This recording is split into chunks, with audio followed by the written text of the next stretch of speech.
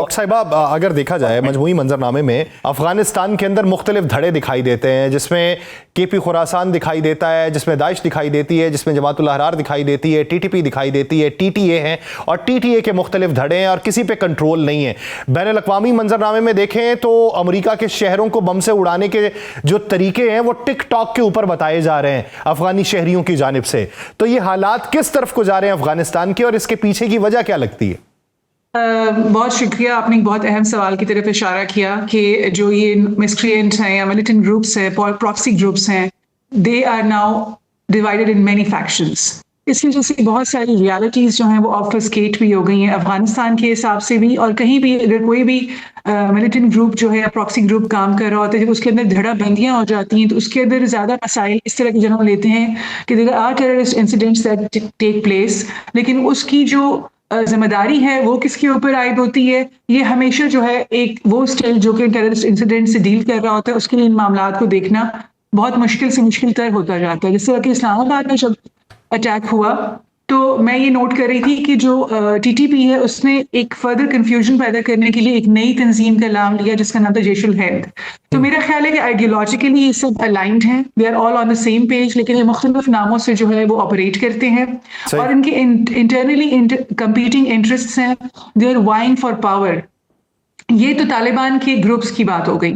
इसके अलावा मैं आपकी तवज्जो जो है उन ग्रुप्स की तरफ भी करना चाहती हूँ जो कि आईएसएफ फोर्सेस के साथ और नेटो फोर्सेस के साथ, जब अमेरिकन गवर्नमेंट और उनकी फोर्सेस अफगानिस्तान के अंदर ऑपरेट कर रही थी, वो उनके सीआईए के ट्रेंड बंदे हैं, उनके लिए वॉर ट्रेंड लोग हैं और उनके जो है साथ ट्रांसलेटर्स और उनके साथ डिफरेंट कैपेसिटीज में वो कोऑपरेट कर रहे थे।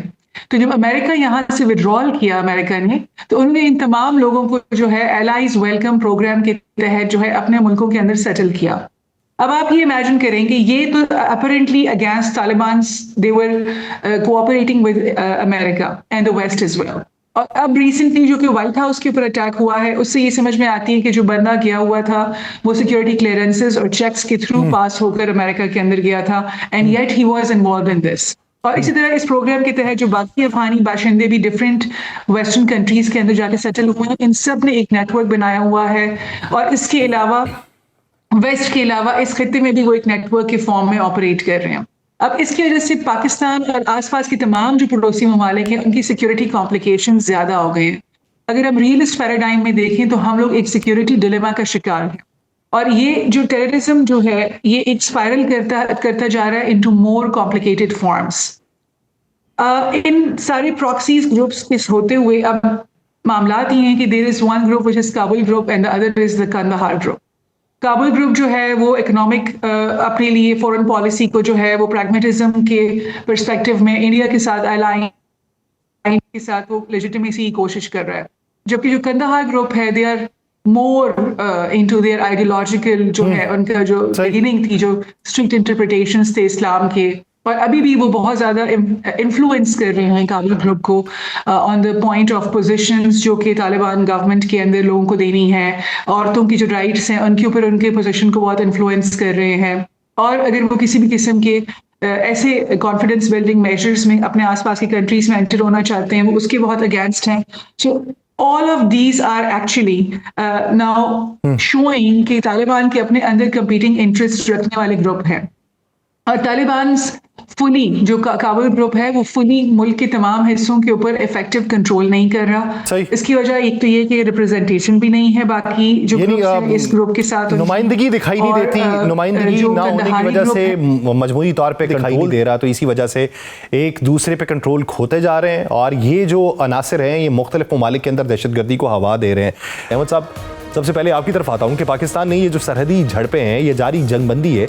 इसको सीज फायर ना समझने की बात की है कि इसे सीज फायर ना समझा जाए।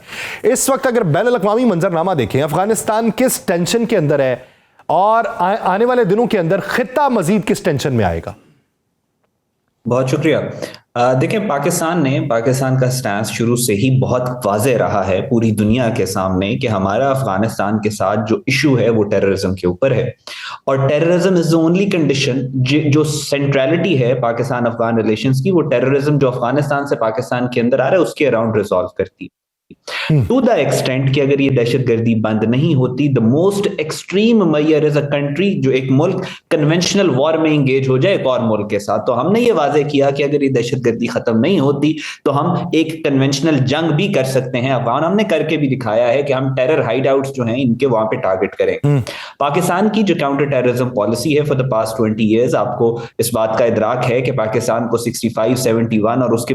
अलावा भी भारत के साथ जो जंगें हुई हैं उनमें कंबाइंड इतना नुकसान नहीं हुआ जितना इस दहशतगर्दी से हुआ है जो भारत अफगानिस्तान के थ्रू पाकिस्तान के अंदर भेज रहा है। सो पाकिस्तान 20 साल की अपनी काउंटर टेररिज्म एफर्ट्स के बाद इस नतीजे पर पहुंचे हैं और हमने प्रैक्टिकली ये देखा भी है माजी के अंदर कि टेररिज्म पाकिस्तान से उस वक्त तक खत्म नहीं हो सकता जब तक अफगानिस्तान के अंदर टेरर हाइडआउट्स को टारगेट ना किया जाए। अब इस पे आगे दो ऑप्शंस हैं, वो वाजे हैं, या तो अफगान तालिबान जो अपने आप को कहते हैं कि हम हुकूमत हैं अफगानिस्तान की, या तो वो जिम्मेदारी लें और इन दहशतगर्द तंजीमों को वहां से खत्म करें। अगर वो नहीं कर सकते, the second only viable option जो which is left on the table वो ये है कि पाकिस्तान उन टेरर हाइडआउट्स को खुद टारगेट करे। तो पाकिस्तान ने ये वाजे कर दिया है, इसी वजह से ये जो सीज फायर है इसको आपको it's a conditional cease fire, और वो कंडीशन ये है कि अफगानिस्तान जो है वो पाकिस्तान के अंदर दहशतगर्दी नहीं भेजेगा, इसके अलावा इसकी कोई रियलिटी नहीं है। दूसरी जो आपने इंटरनेशनल